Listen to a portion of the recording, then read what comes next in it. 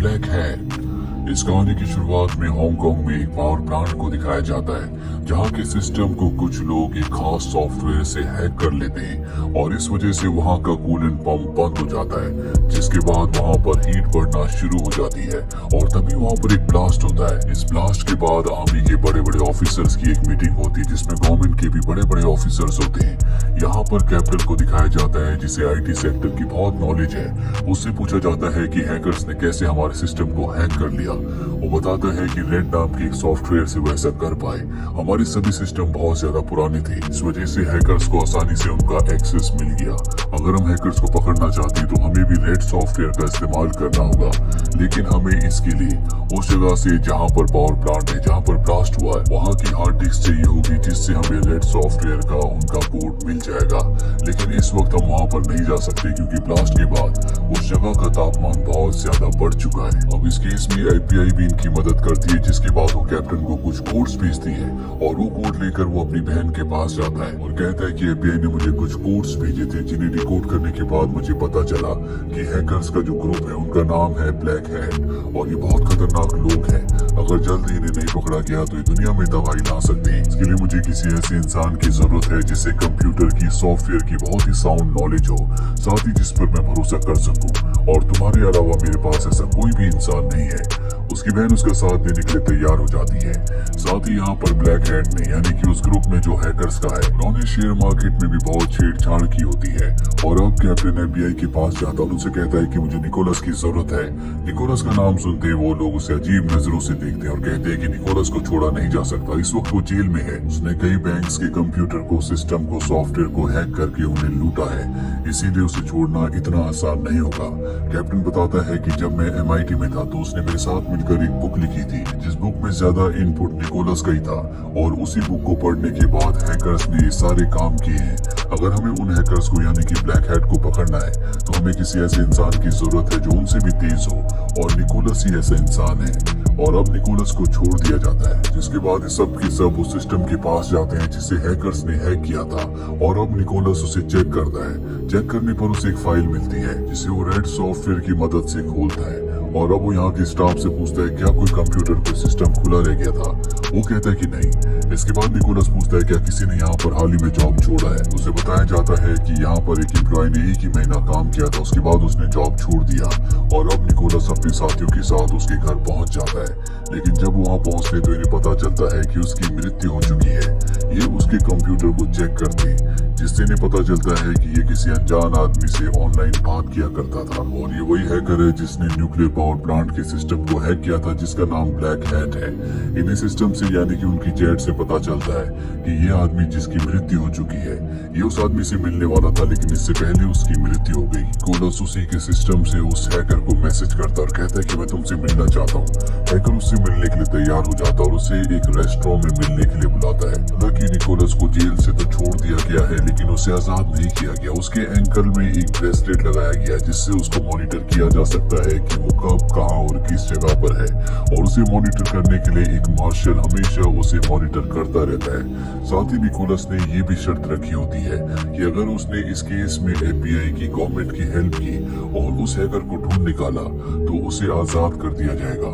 Nicholas और उसके साथी शेयर मार्केट पर भी नजर डालते हैं और उन शेयर्स को चेक करते हैं जिन्हें मैनिपुलेट किया गया था और उन लोगों का पता लगाते हैं जिन्हें इनसे बहुत ज्यादा फायदा हुआ था। ऐसे 3 लोग थे और इन तीनों लोगों ने एक अकाउंट से पैसे निकाले थे। फिलहाल ये उस जगह, उस रेस्टोरेंट में जाना चाहते हैं जहाँ पर हैकर इनसे मिलने वाला है, इसीलिए निकोलस कैप्टन की बहन के साथ वहाँ पहुँच जाता है। लेकिन बहुत देर तक भी जब कोई नहीं आता तो ये दोनों के दोनों अंदर जाते हैं जहाँ पर एक कंप्यूटर सिस्टम होता है जिसके कैम से इनके ऊपर नजर रखी जा रही होती है और अब उसी सिस्टम से निकोलस उस हैकर से बात करता है। हैकर निकोलस को मैसेज करता है हु आर यू।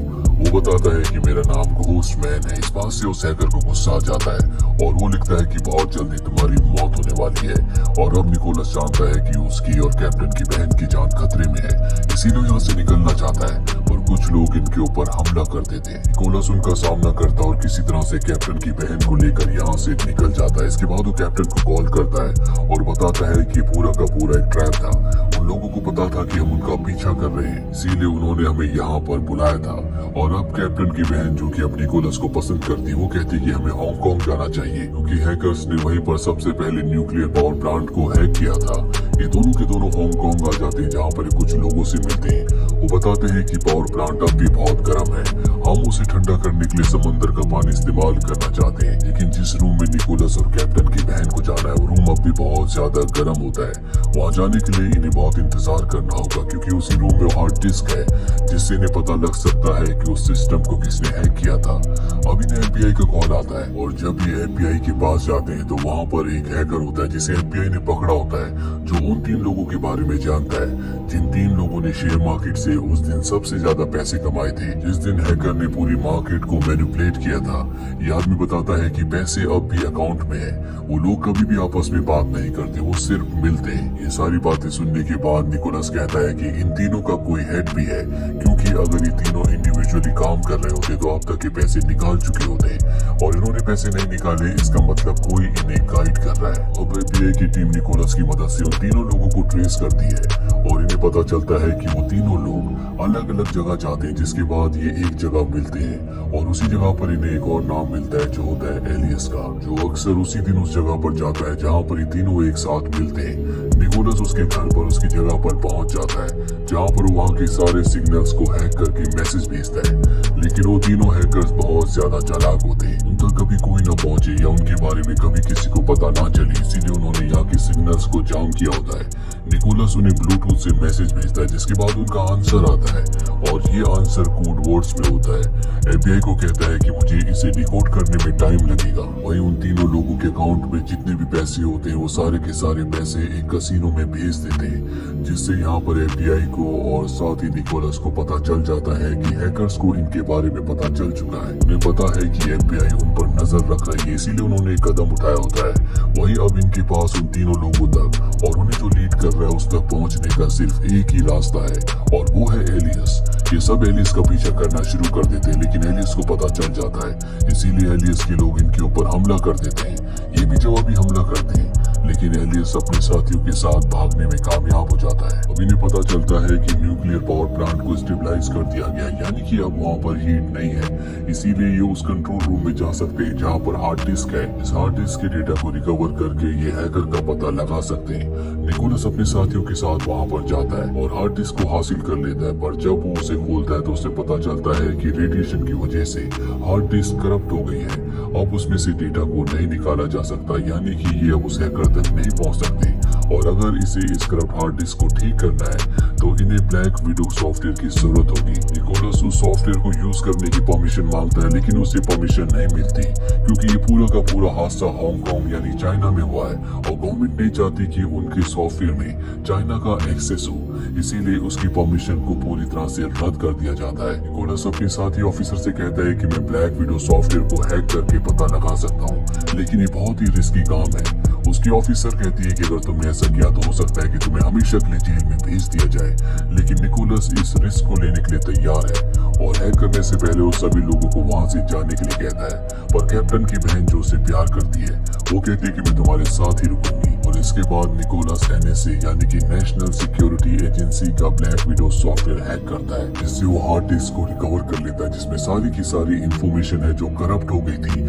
और उससे पता चलता है कि हैकर बहुत ज्यादा चालाक है। वो एक ऐसे सिस्टम को यूज करते हैं जिसे हैक नहीं किया जा सकता, और उस सिस्टम का जो सर्वर है वो जकार्ता में है। अब यहाँ पर NSA को और FBI को पता चल चुका होता है कि निकोलस ने उनके सिस्टम को यानी कि NSA के सिस्टम को जिसमें ब्लैक विडो सॉफ्टवेयर है उसे हैक किया था। इसीलिए ऊपर से ऑर्डर्स आते हैं कि निकोलस को गिरफ्तार करके सलाखों के पीछे एक बार फिर से भेज दिया जाए, और जब ये बात कैप्टन को पता चलती है तो वो अपनी बहन को मैसेज करता है और कहता है कि निकोलस को कहो कि वो जल्द से जल्द उस जगह से भाग जाए। निकोलस कैप्टन की बहन के साथ वहाँ से भाग जाता है, जिसके बाद वहाँ पर वो मार्शल आ जाता है, जिसके पास वो ट्रैकर का पूरा कंट्रोल है, जिस ट्रैकर को निकोलस की एंकल पर बांधा गया है, और अब वो उस एंकल ब्रेसलेट की मदद से भी उसे मॉनिटर नहीं कर सकता, उस तक नहीं पहुंच सकता, क्योंकि उसे निकाल कर निकोलस ने अपनी पुरानी लोकेशन पर रख दिया होता है।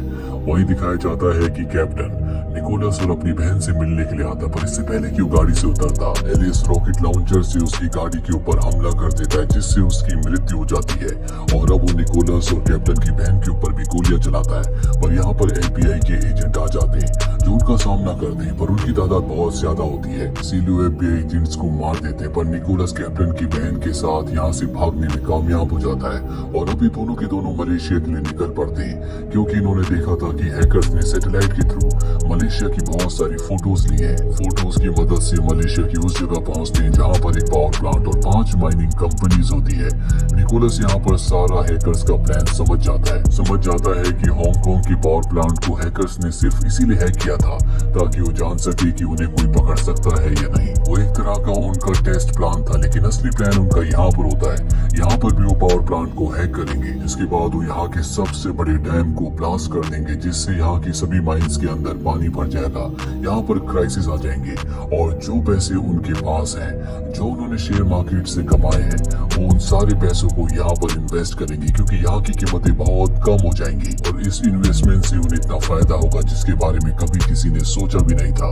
इन्हें पता चलता है कि वो हैकर्स इस वक्त इंडोनेशिया में हैं, इसीलिए दोनों के दोनों यहाँ से इंडोनेशिया यानी जकार्ता पहुंच जाते हैं, जहाँ पर हैकर्स का सर्वर है। लेकिन सर्वर तक पहुंचना इतना आसान नहीं है, इसीलिए निकोलस सबसे पहले एक यहाँ पर छोटा एक्सीडेंट करवाता है और जब सारी सिक्योरिटी का ध्यान उधर होता है, वो हैकर्स के सर्वर रूम में चला जाता है और वहाँ उस सिस्टम को ऑपरेट करके उसके पास हैकर्स का सारा डेटा आ जाता है, जिससे उसे पता चलता है कि हैकर्स ने अपने $73 मिलियन यहाँ के एक लोकल बैंक में डाल दिए हैं और अब कैप्टन की बहन को वो उस लोकल बैंक में भेजता है। यहाँ पर कैप्टन की बहन बैंक के एम्प्लॉय को कहती है कि मेरी यहाँ पर एक जरूरी मीटिंग होने वाली है, लेकिन मेरा पेन ड्राइव नहीं चल रहा, क्या आप मेरे पेन ड्राइव को अपने सिस्टम के साथ लगाकर चेक कर सकते हैं। बैंक एम्प्लॉय उसके पेन ड्राइव को अपने CPU के साथ कनेक्ट कर देता है और जैसे वैसा करता है, बैंक का सारा डेटा, उस सर्वर का पूरा कंट्रोल निकोलस के पास आ जाता है और निकोलस उनके $73 मिलियन को इस बैंक से स्विस बैंक में ट्रांसफर कर देता है। साथ ही वो एलियस के लिए एक मैसेज छोड़ता है कि अगर तुम अपने पैसे वापस चाहते हो तो मुझसे कांटेक्ट करो।